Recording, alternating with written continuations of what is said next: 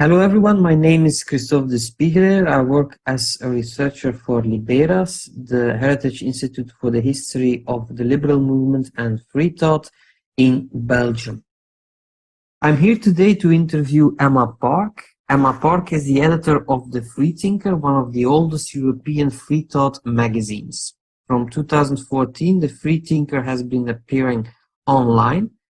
Emma, nice to have you here. My first question to you is very simple and also a way to introduce yourself. How does one become the editor of the current day Freethinker? Thank you very much, Christoph, and thank you for inviting me. Yes, the Freethinker, we have a proud tradition of British Freethought in the Freethinker magazine. I think really there are actually just two magazines of Freethought in Britain. One is the Freethinker and the other is the New Humanist, which still is a print publication, and then they were founded, I believe, not long after us. The Freethinker was founded by George Foote, who is the second president of the National Secular Society, or he would go on to be the second president. So from that perspective, it has long been closely associated with the National Secular Society. Just to give you a bit of background, it broke away slightly from the National Secular Society under the previous editor, Barry Duke, who was there for 24 years for various reasons.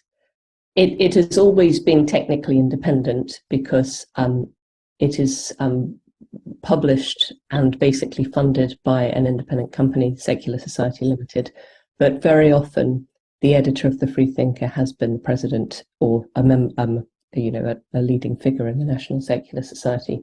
But with the slight sort of rift, if you like, under Barry Duke, I would say that it just became very much a sort of independent magazine. It went online completely in 2014, and that was simply for reasons of funding. It is a lot more expensive to publish a magazine in print than it is to put it online. However, I think there are advantages to its being online, which we'll come back to.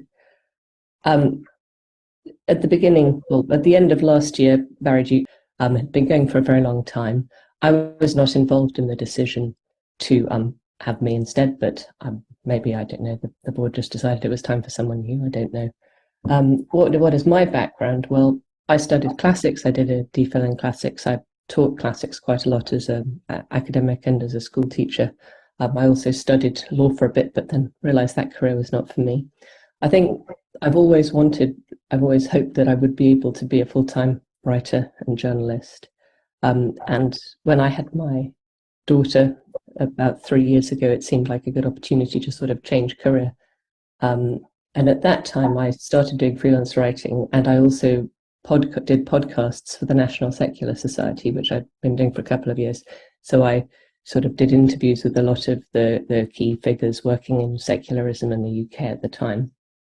So I think that it was for that reason, and because I was, a writer and podcaster with the NSS, that the board probably thought it would be a good idea to have me as the editor. It is a bit of a strange magazine. It's difficult because it's not mainstream. It's quite small at the moment. I am trying to build it up, but it's always about finding a way to make it relevant in the 21st century, in the third decade of the 21st century. And I think that it is important for the magazine to be independent, both of the National Secular Society and Humanist UK, but to represent them. But I think that what I'm trying to do is really rethink what free thought means now and why it matters and where the challenges are, because I think the problem actually that British secularism has always faced since about 1890 and still today is that religion is only one issue. There are many, many issues. So why should people care if society is becoming increasingly secularized? Why should religion be such a big challenge? Why should people get so worked up about it when there are all sorts of other issues to consider? So yeah. That is part of, I think, what I'm trying to do is rethink the magazine, think how to make it relevant and think where the challenges are. And the website that you see now at freethinker.co.uk, that was all reconceived, redesigned by me with the assistance of our freelance IT consultant, Damien Cancel, who was responsible for actually getting it up and running. Yes. But yeah, we can talk about that more later. I think it's safe to say that George Holyoake and Charles Bradlaugh are well-known figures for historians, as they were important secularist leaders, but maybe George William Foote is a bit less known. Could you maybe talk a bit more about this figure? What was, for example, the relationship of Foote with Bradlaugh, and what made him decide to found the Freethinker in 1881? Yeah, so Foote was born in 1850. He was involved in the secularist movement. He had a sort of, his relationship with Bradlaugh had ups and downs. In the 1870s, Bradlaugh and his sort of, if you like, strongest supporter in the National Secular Society at the time, Annie Besant, decided that they were going to get involved in republishing a pamphlet on birth control, just in order to make a point about the freedom of the press. Now, G.W. Foote and indeed many other secularists were alienated by this because they thought it was immoral. And so it's quite an interesting point of free speech, actually, that in fact Bradlaugh was probably clearly right on this one, that, you know, actually contraception is quite important, especially within families. For him, it was about, you know, only for married couples, not to encourage general immorality. But anyway, Foote was alienated. Foote was alienated also because Bradlaugh was a bit of a divisive character. It was very much about him being the one in charge, and he didn't really tolerate that much dissent as far as one can read. But Foote then, I think, had a change of heart in the 1880s in general, because Bradlaugh, that was the time when Bradlaugh was trying to get elected as MP for Northampton on the Liberal platform. And what happened was that he got elected, but 5 times he got refused entry to the Commons because he was an atheist, and so he was not allowed to take the oath of allegiance because it was considered that he wouldn't be bound by this oath, which was an oath to God and also to the Queen, to the monarch, and he was also a Republican. But it was not just a matter about his being an atheist, it was also a matter about social class, because he was very much working class. And the Conservative opposition at the time used this as a stick to beat the Liberal government with. So I think during that period, while Bradlaugh was having such difficulties getting into Parliament, this really changed Foote's view and made him want to come back and support Bradlaugh and the National Secular Society's struggle to gain recognition for everything Bradlaugh stood for. And that's why he started the Freethinker in 1881, as a magazine specifically designed to ridicule all superstition, but particularly Christian superstition, just as a sort of, almost as a way of holding a middle finger up to the authorities. Charles Bradlaugh was an outright atheist, as well as Foote, and Bradlaugh was also an explicit Republican. My question to you is, how do you see the relationship between the Freethinker website today and explicit atheism and republicanism? The Freethinker is a Freethought magazine, and I think that's the most important thing to highlight. Freethought, and so I think it really depends what you mean by Freethought. And I should just say, are we explicitly atheist and Republican? More or less. Freethought means the stance whereby you question everything and you start from a position, I suppose, of no knowledge, and you use the tools you have, but of reason, scientific method where appropriate. But I think that the point is that you naturally question religious superstition and authority and all other forms of dogmatic, doctrinal authoritarianism. So to that extent, yes, I mean it's atheist, or, you know, strongly agnostic, in the sense that it starts from the starting point that there is no good God, in the sense that there is no evidence for any God. Is it Republican? I think probably yes. Well, in the sense that I think, as a matter of principle, principle, I would certainly say that I'm Republican, and I think it is definitely questioning the sort of authority of the hierarchical monarchical system, which is an ancient system, which seems totally irrelevant to today's world, and also seems very much out of keeping with the idea that all people are equal. So yes, to that extent it is Republican. On the other hand, I think this comes to the point that we'll perhaps talk about later, which is how do you distinguish, or how do you, where is the sort of line between cultural liberalism, because we were very much a liberal paper, and political liberalism. And I think you can have the culture, the principle that having a monarchy is a bad idea. But then the question is, how to actually get rid of a monarchy? When is the right time to do so? What system should it be replaced by? That's a political issue. We don't take a stance on the practicalities of how it should be done, because I think it's an incredibly complicated question, but we certainly encourage contributors to debate that. And we would also, we have indeed published cartoons being somewhat satirical of the current British monarchy. Yes, talking about the use of cartoons, Foote from the beginning onwards used satire and cartoons to ridicule Christian beliefs. He actively courted outrage.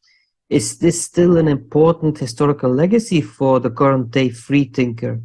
In other words, do you still find it important to use cartoons and satire to criticize religious beliefs, or do you have another view on this? Also because the 21st century, of course, has a whole different visual culture than the 19th century. I think satire and cartoons are still very much important. We describe the magazine, The Freethinker, as the magazine of freethought, open inquiry, and irreverence. And irreverence is very important because in order to have truly free thought and free speech, you have to be able to laugh. You have to be able to laugh at authority, because that is a way of questioning it. If you can't laugh at authority, it means you accept it. And that is why irreverent cartoons are extremely important. That is why satire definitely continues to have its place. What form that satire and what form those cartoons should take changes with the times. Now, for Foote, the freethinker was very much sort of from the perspective of the working class man who was criticising the hierarchy of the Church of England and religion, which was very much sort of imposed from top down on him. And I think for that reason, his cartoons often can seem to us in the 21st century quite crude. Just sort of, there's one, for example, called Moses Taking a Back View, which is a picture of a sort of sketch of Moses looking at the back seat of the trousers of God. And I think that today would seem very crude, especially since these cartoons of the Old Testament characters often sort of maybe have a slightly anti-Semitic, potentially, edge in the way they depict Jewish people. So, we obviously would want to steer clear of that. However, I think there is still a place for cartoons. For me, an inspiration has certainly been Charlie Hebdo magazine. I think that does a lot, has a very important role to play in the European culture of satire and criticism of religion. I count the UK as part of European culture in that respect. We can't do what Charlie Hebdo does because we don't have the resources to do it, and we take a more sort of, I think, for me, it's not about a really harsh, caustic approach to satire. It's more sort of laughing, because I think, but in a gentle way, but in order to make a point. At the moment, we have a couple of cartoonists that we use from time to time when our budget allows.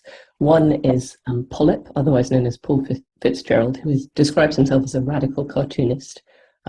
He's drawn cartoons for us on issues of free speech, Salman Rushdie, the monarchy, and other things. We've also once so far, but maybe more in the future, used Jesus and Mo, the Jesus and Mo cartoonist, the anonymous cartoonist, who writes a little sort of comic strip of conversations between Jesus and Muhammad. and I've commissioned one of those.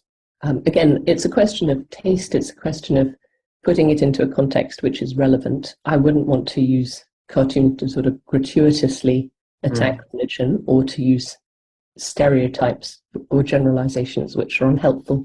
I would rather use cartoons to make a specific point.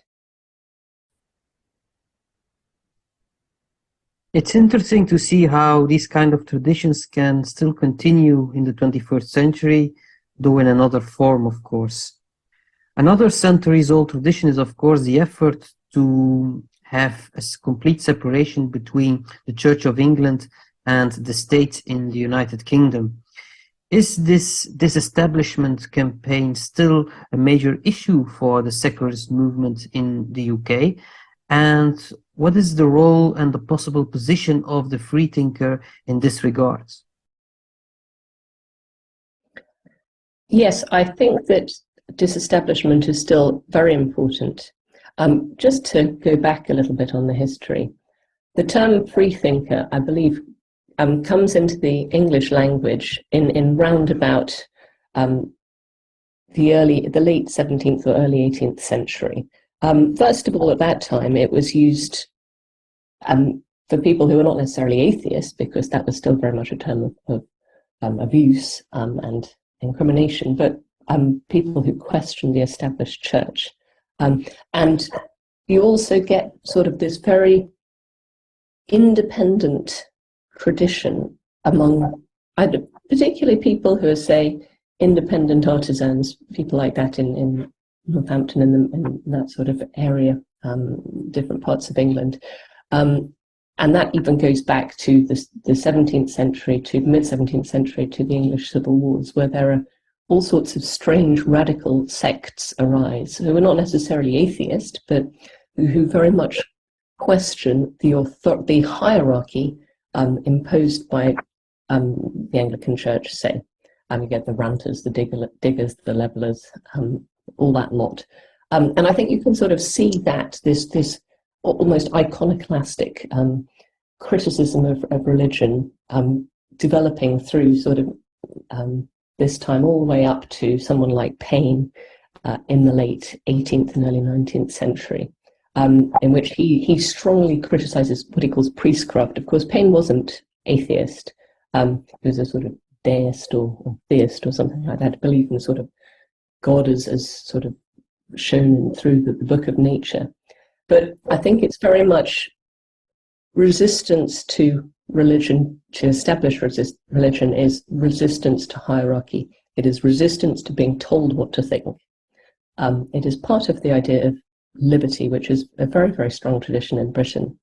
And I think actually one of the key things that the Freethinker tries to do is to champion liberty, because I think in recent years we in Britain have lost sight of the importance of liberty, or it has become a dirty word. It has been contaminated on the left and the right by all sorts of different things that have happened. But I think it really, really matters. And I think part of that is indeed disestablishing the Church of England, because as long as you have an established church, you have the state saying religion is sort of not only a part of national identity, it is a part of the constitution. The monarch is the head of the church as well as the head of the state.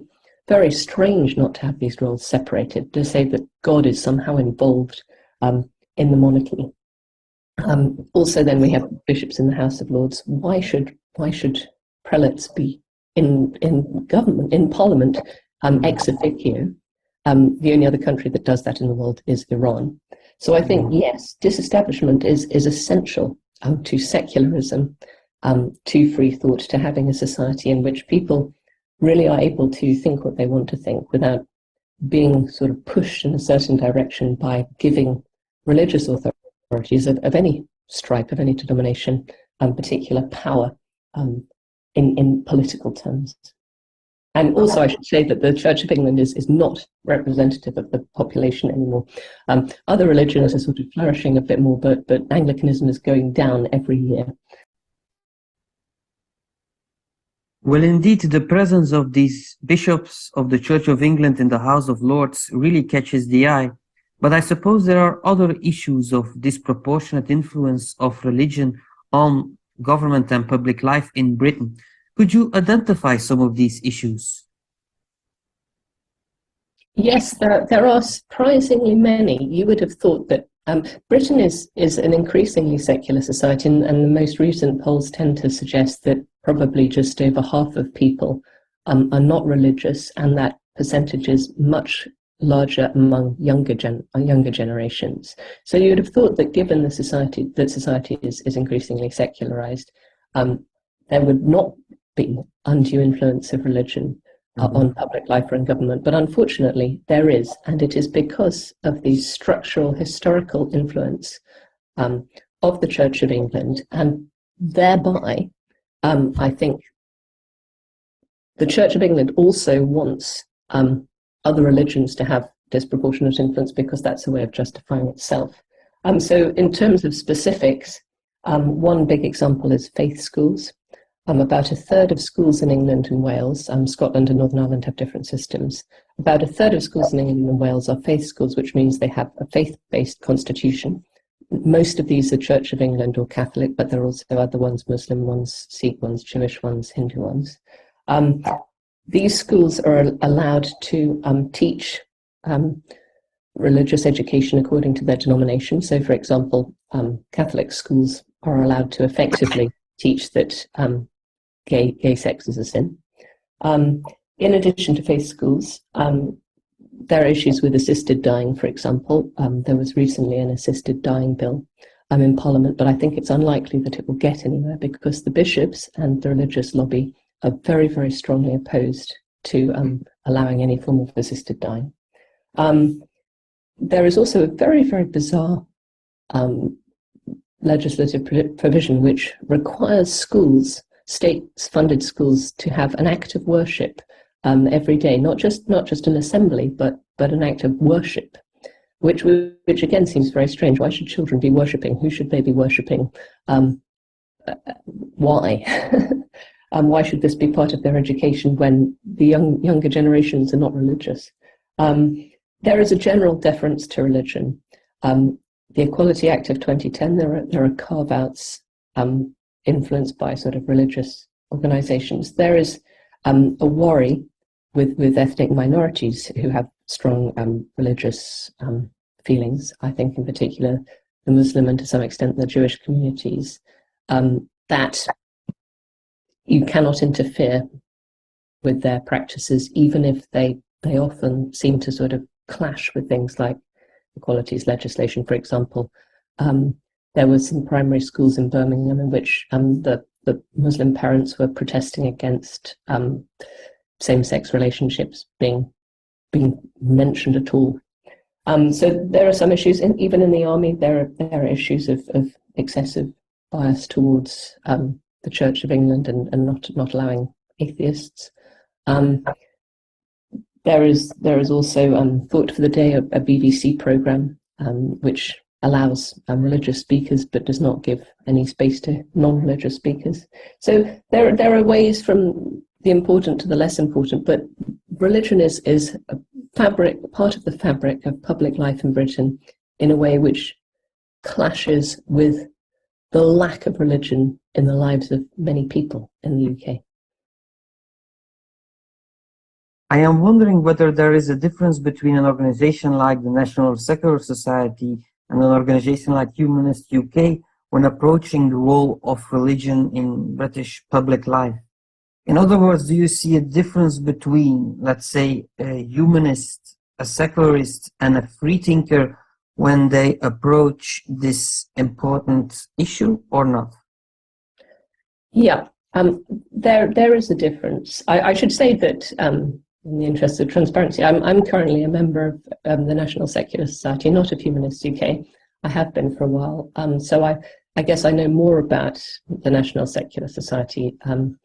I can't speak for them, and the Freethinker is independent of both the National Secular Society and Humanists UK. And that is very deliberate because I think we say things that neither the NSS nor Humanists UK would necessarily want to say. They wouldn't agree with all our positions. We are very much independent. Freethought is a stance of questioning and of not accepting authority. And it is an intellectual stance based on the principles of liberty, of freedom, because that is essential to thinking freely, of reason, using the resources of the individual. It's very much an individualistic approach. Humanity, the common, the common experiences, the common feelings we as human beings all share. So that's what Freethought is. The National Secular Society is a political organisation. It is not a charity. It is a political campaign group campaigning on specific issues to do with getting rid of religious privilege. So it's quite narrow, actually, and it's a lot smaller than Humanists UK. Humanists UK were founded not long after the National Secular Society. They actually arose from ethical societies, which were always more sort of middle class, if you like. The National Secular Society has always been a bit more working class. They arose from people from the middle classes wanting to consider ethical questions, how to live without religion, and wanting to come together, wanting to be in a spirit of community. So today, Humanists UK, for example, does a lot of humanist funerals, humanist weddings, naming ceremonies, that sort of thing. But Humanists UK cover a lot of the same ground as the National Secular Society. They have a lot, they just say that secularism is part of humanism, but they campaign on more or less the same issues. I recently interviewed Andrew Copson, who is the president of Humanists International and the CEO of Humanists UK. So I think that their perspective is very much they're trying to define humanism, they're trying to foster it as a cultural and political organisation and to provide these services. They are a charity, unlike the National Secular Society, because they have all these different aims and they publish books about humanism as well. But they also have secularism as part of what they do.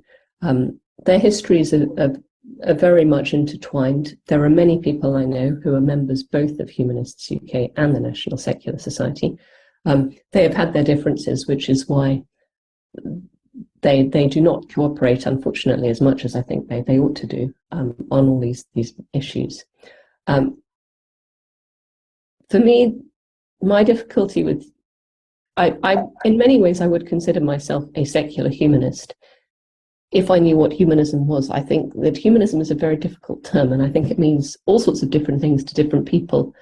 Humanists UK have put together a humanist heritage page in which they sort of label many people who wouldn't necessarily have called themselves humanist as humanist. So they use it as a sort of a heuristic label, but at the same time, they also use it of their own organisation, which has its own very specific political and campaign ends. So I wonder whether these always work together, whether these always harmonise.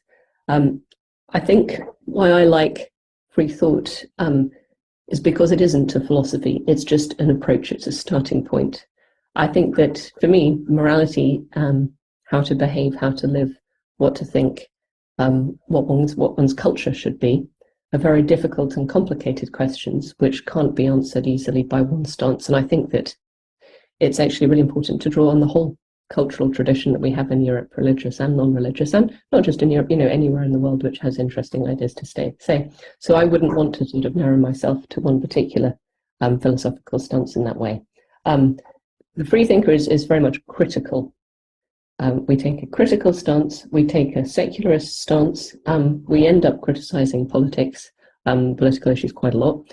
And why do we do that? Because what Freethought is about is individualism, not collectivism so much, except through what we do is we recognise that the individual is an end, not a means. I think that in many political ideologies, the individual is treated as a means to some sort of greater end. Take communism, for example.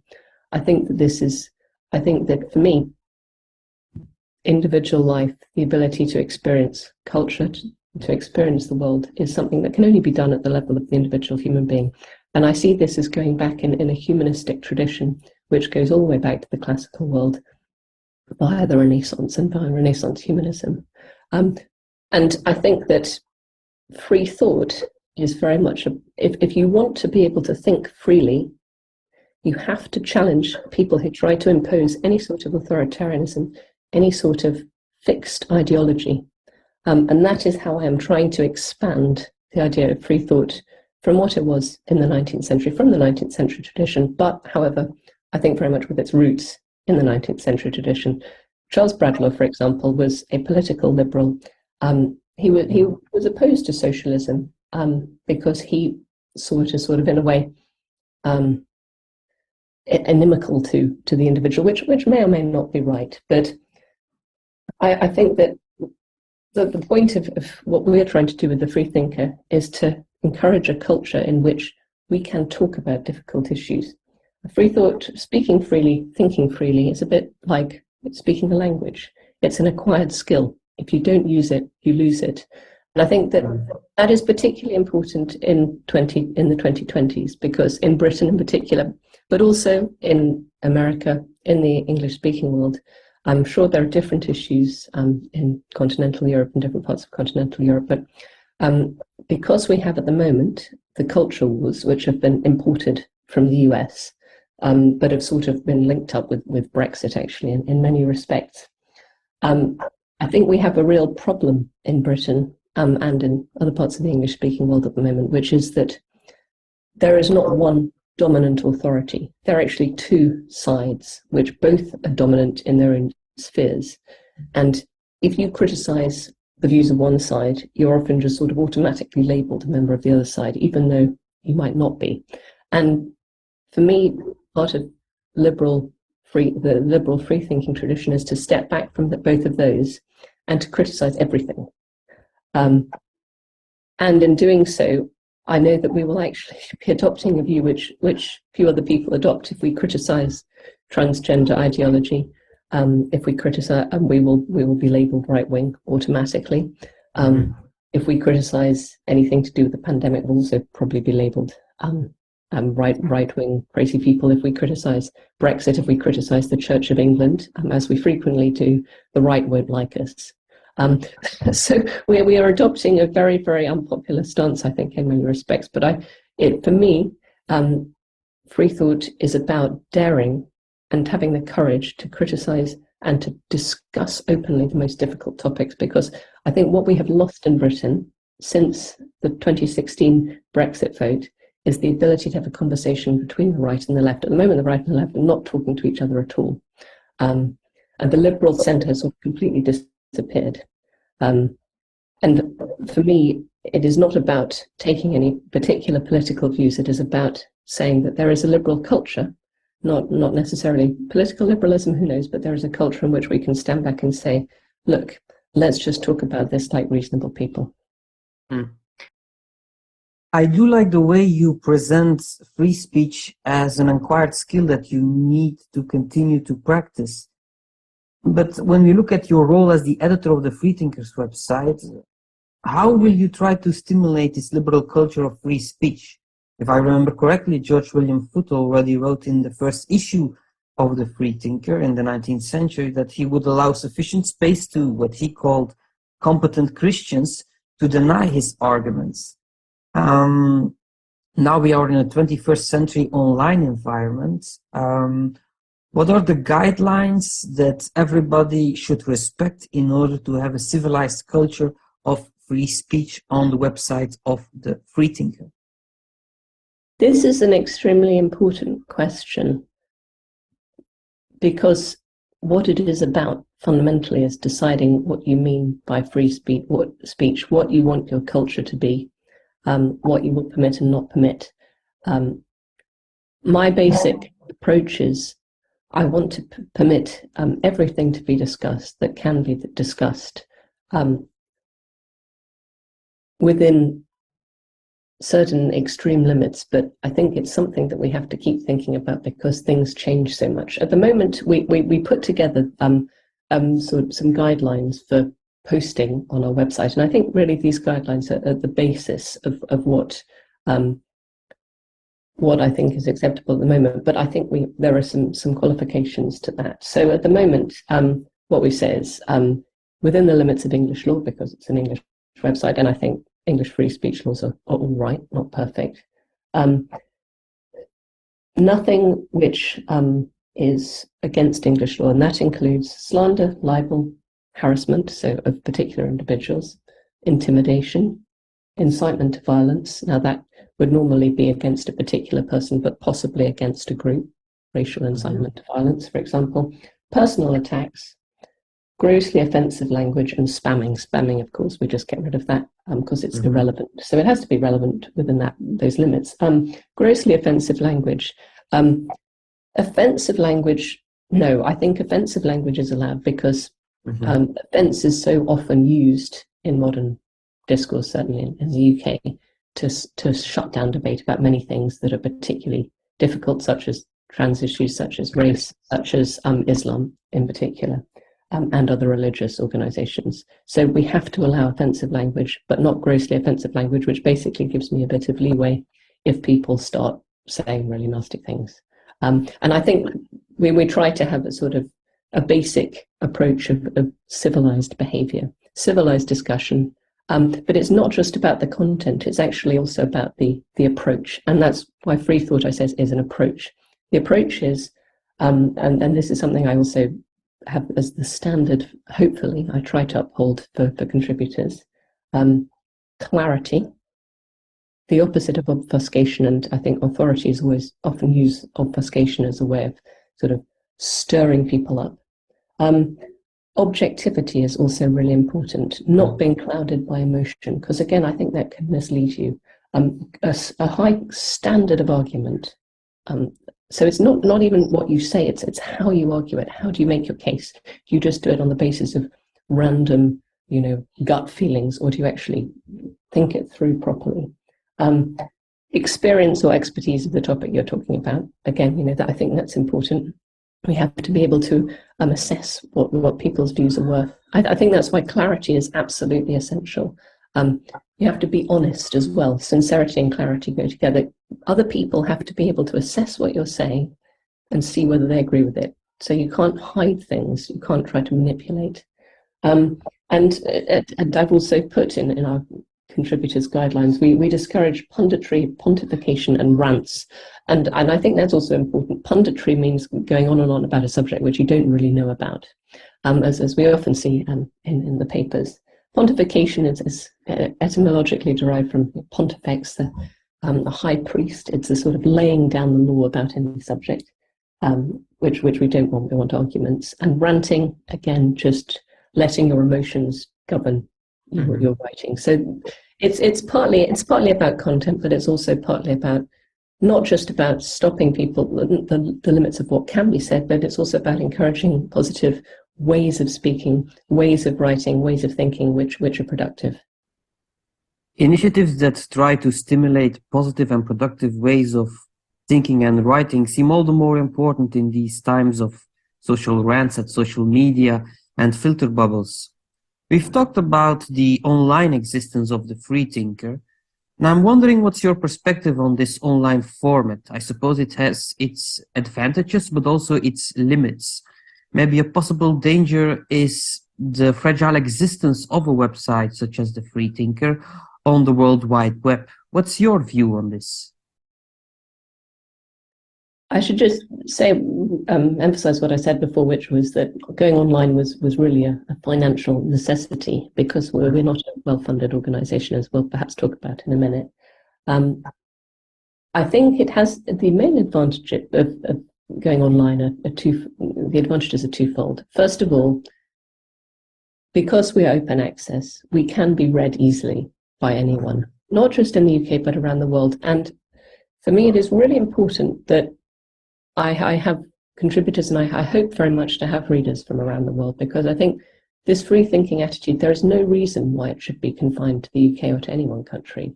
It should be about people around the world who share similar views. And I have managed to get some contributors from different countries, which I'm really delighted about, to discuss, how do these issues affect people in all over the world in their different free thought traditions. So that is very valuable, that we can instantly access people from everywhere.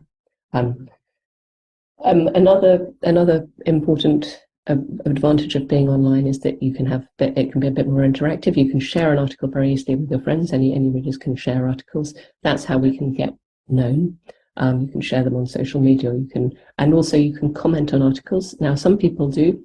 We don't have very many commenters at the moment, but I would hope that we would get more. The comments are open access, so anyone can comment. Because of that, we see some people engaging with what we publish. So I think those are very important advantages. And when I was at university in the early 2000s, when digital was just sort of getting going, and I remember going to various talks by journalists saying, "Are we worried that there'll be no print magazines ever again?" That's never happened. There are still print magazines, and I think that print has some advantages which online publications don't. As you rightly say, it's funny, you think that putting something online is going to make it stay there forever, but it doesn't, because URLs in a mysterious way, which I don't understand, seem to decay. It still seems to be the case that one of the best ways of preserving material for the future is just to print it out. Mm-hmm. In my ideal world, I would love to have an annual print magazine, which we could then, send to the British Library, so it could be stored there. And people who wanted to could read it in hard copy. I myself prefer reading in hard copy. Maybe I'm just old-fashioned, but I think you can engage with a text in a different way if you don't have to read it on a screen with backlights, which are sort of shining at you. And as far as I understand, studies seem to show that people have a longer attention span if they read in hard copy rather than reading on a screen. People, they tend to just scroll through. We publish quite long articles. I don't think people necessarily read them all the way through. And I think that's not just us. I think that in general, you often see in the mainstream press as well, people don't necessarily read articles. They often just jump straight to the comments and make their comment without having read the whole article. So it's actually always a bit of a struggle getting people to actually read things rather than just reacting to them. But I think that certainly where we are in the 2020s, in an ideal world, you would have both. You would have online, so you can connect with a wide community easily, and you would have some print, so that people so that you feel like you can make something that will last. I also think that printing out a magazine, by printing it, the act of printing, you say this is worth something. This is not just material that's typed up in a hurry and then will be forgotten the next minute. So yeah, in an ideal world, if we get the funding one day, I would like to do that, so that we can have both. I'm certainly sensible to the observation that not all things digital are meant to last. For example, it seems important that we start web harvesting the different editions of the websites of the Freethinker now, in order for future generations of historians to have access to them. This really seems important. Now, talking about historians and the past, it seems that as the new editor, you are clearly trying to push certain historical pieces to appear on the website. The last couple of weeks, I've seen appearing pieces written by historians on the history of Freethought movements, not only in the UK, but also outside the UK. Is this a clear, conscious editorial choice to give the readers some historical background, maybe historical information that was not always present in the previous editions of the Freethinker? Yes, I think one of the things we are trying to do at the moment is to consider Freethought as a culture and as a tradition, because we have, a long tradition of secularization in Britain, but I don't think there is really the awareness of all the people who are not religious and how they were involved in, shaping our relatively open culture, or the relatively open culture we had until the last 6 years. So I think that understanding one's roots is important. I'm a classicist. I'm used to looking at the past. I think that studying the past can help you understand where you are and where you want to go. So partly because it hasn't been done enough before, partly because it's about understanding where we are now, and partly because one of the functions of the Freethinker is, I think, to preserve this heritage, and indeed a project which is currently going on, which I'm not directly involved in. Another aspect of what Secular Society Limited are doing at the moment is trying to bring together a digitization of all of the previous issues of the Freethinker going back, that were in print going back to 1881. And hopefully that should be available online at some point soon. So then researchers who want to look back on it can do so, can draw on this archive. Perfect.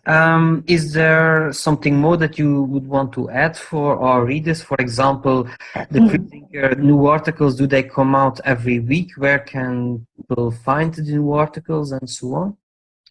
Yes. So we try to have a wide range of articles. We have quite a lot of focus on politics and law at the moment, because that is where the issues of free speech really are. Those are where the real tensions are. But in addition to politics and law, we try to have some cultural articles where possible, and the historical things, and a bit of satire, a bit of cartoons here and there. If readers want regular updates, we have a free newsletter which you can sign up to. Just press the newsletter button at the top of the website, and I normally send out an email every couple of weeks or so. Articles are normally uploaded once or twice a week, really depending on the schedule. It's a bit, because I'm the only member of staff and I only work part-time, they're not necessarily regular, but normally you can see them coming up once or twice a week. And when they are updated, I also put a note to that effect on Twitter, and we are at Freethinker Mag, and on our Facebook group, which is also at Freethinker Mag. The Facebook group is rather small at the moment, because we started from scratch again when I took over as editor, but it's actually quite a nice little community of slightly eccentric individuals, I would say, including myself, who discuss things. So please do join us if you want to. On behalf of Liberas, the Heritage Center for the History of the Freedom Ideal here in Ghent, I want to thank Emma Park for this really wonderful and interesting interview. Everybody who has listened or watched this interview should certainly take a look at the website of the Freethinker and follow the Freethinker through their social media, or subscribe to their newsletter. Thank you.